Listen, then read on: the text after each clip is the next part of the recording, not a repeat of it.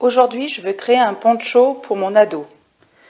Je vais donc utiliser un tissu, d'un côté simili-cuir et de l'autre côté molletonné. Pour les mesures, j'ai pris de l'épaule jusqu'à sa taille. De l'épaule jusqu'à la taille. J'ai formé avec mon patron un demi-cercle, en sachant que le rayon correspond à la hauteur entre l'épaule et la taille. Donc le rayon entre la taille et l'épaule. J'ai déjà formé le tour du cou. Je dispose mon patron de cette manière pour vous montrer à quoi va servir le demi-cercle. Nous allons donc former deux demi-cercles identiques et nous les attacherons devant et derrière. Pour être sûr de découper deux demi-cercles identiques, il faut positionner le tissu plié, puis fixer le patron avec des épingles perpendiculaires au tissu en prenant bien les deux côtés du tissu. Pour la coupe, au niveau du demi-cercle, j'ai coupé tout le long au bord du patron parce qu'il n'y aura pas de rebord, c'est pas possible, le tissu étant trop épais. Je préférerais mettre un liseré qui sera beaucoup plus fin et plus joli pour la finition. De même, pour le cou, il faut prévoir une petite marge pour les rebords et faire un col. J'ai tracé à la craie la bordure du col sur le pourtour du patron pour me rappeler où coudre le tissu au niveau du col. J'ai fait la même chose de l'autre côté du patron avec les bordures latérales, longilignes.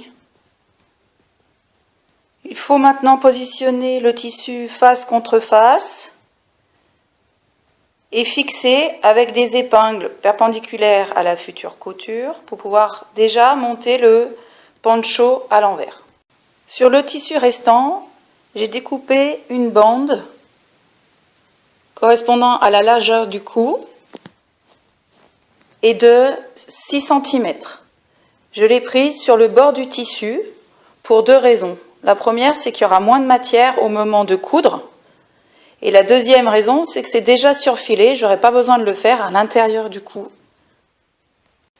Dans le tissu restant, je fais confectionner le col. J'utilise donc le demi-cercle que j'ai découpé pour le col. J'en fais un cercle.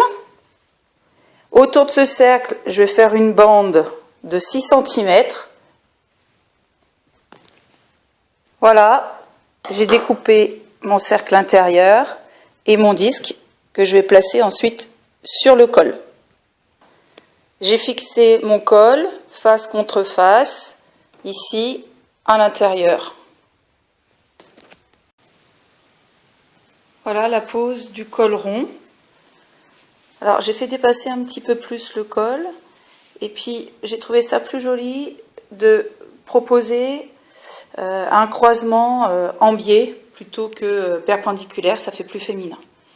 Si vous voulez rajouter le col officier se fait avec la bande rectangulaire que vous avez coupée préalablement. Et vous allez la fixer ici au bord du col. Après avoir cousu toutes les parties ensemble, on passe aux finitions. Sur toutes les bordures de tissu, j'ai mis du biais. Pour installer le biais, on coud d'abord sur l'endroit du tissu avec l'intérieur du biais. Ensuite, on plie le biais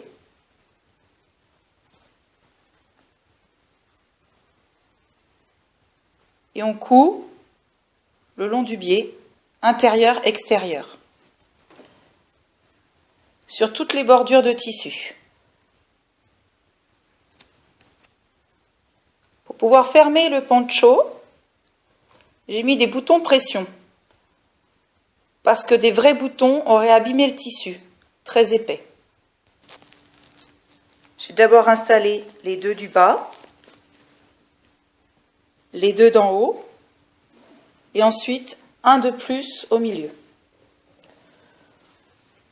Pour rendre le petit poncho plus sympathique, plus esthétique, j'ai rajouté 2 boutons de la couleur du biais.